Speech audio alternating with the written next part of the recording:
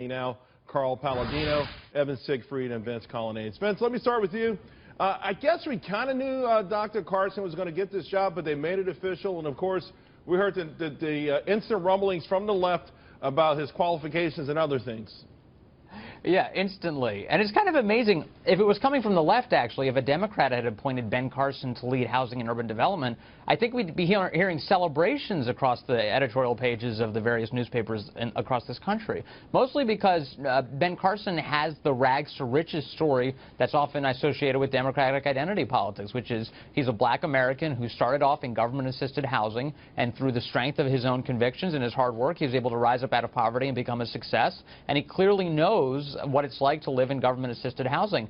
So from there, it's the perfect story if he was a Democrat. But instead, he's a Republican, so he's taking heat for that. There's no doubt about that, Carl. Of course, you know, many are saying, hey, this is a $47 billion budget, 8,400 employees. He's just not ready for it.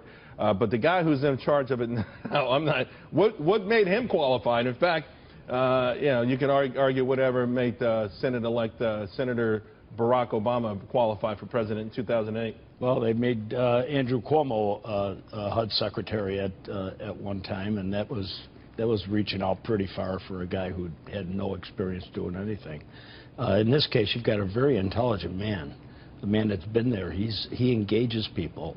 This is an overall management position, and having a guy like Ben Carson there is going to be great for this country. Yeah, he talks about the traps, right? The sort of traps that keep people locked into these sort of welfare, you know, situation where they're born on welfare and they end up dying on welfare. He knows them firsthand. He was able to escape them himself.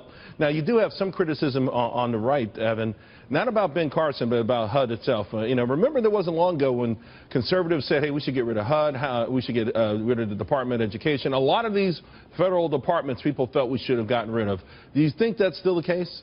Well, I think we need to pare it down, certainly. But if we have to be honest with ourselves, HUD, education, they all serve people who in the country who desperately need them. So what Ben Carson needs to do is outline his vision and tell people why he is the most uniquely qualified for HUD. And it's a golden opportunity for Republicans to make inroads in urban areas and show people in public housing that what Democrats like Bill de Blasio and Andrew Cuomo promise don't work. Yeah, well, some of the crazier things that Barack Obama talked about, forcing poor black families to forcibly live among wealthy, rich, white neighborhoods so that would rub off. And it was just sort of dumb, and it was a type of social engineering that we know Ben Carson will totally reject. Let's talk about the Secretary of State, guys. This has been the big question for a long time. I guess we'd say Mitt is still at the top of the list, but golly, it's getting sort of crowded. Mitt's name, Bob Corker, Rudy Giuliani, David Petraeus, John Bolton, General John Kelly, Rex Tillerson, who was the CEO of ExxonMobil, and John Huntsman. Let me start with you on this, Carl, because I got a feeling you might lean toward Rudy on this. Just a hunch. You know, I mean, the heart and soul of Donald Trump is loyalty and trust. And he can count on Giuliani. I mean, Giuliani was there for him. Giuliani commands all kinds of respect overseas and in the States here. And there's little question in my mind that he's going to be the pick. Really? Well, you made the trek to Trump Tower today. I was. You were in charge of Donald Trump's New York State operation. Mm-hmm. Are you being considered for any positions? Well, you can, you know, give us a hint. We had some discussions, okay, but it's not appropriate to talk about. Okay, not appropriate. I got that. But you are leaning toward Rudy for Secretary of State. Oh, absolutely. Evan? Yeah. I like Mitt, but I think what's going on right now is we're seeing that Donald Trump, who's been a master of the media for 30, 40 years, he is just playing a game and building the suspense. And he's making what would ordinarily be a very dull transition process for any other incoming president into an exciting one.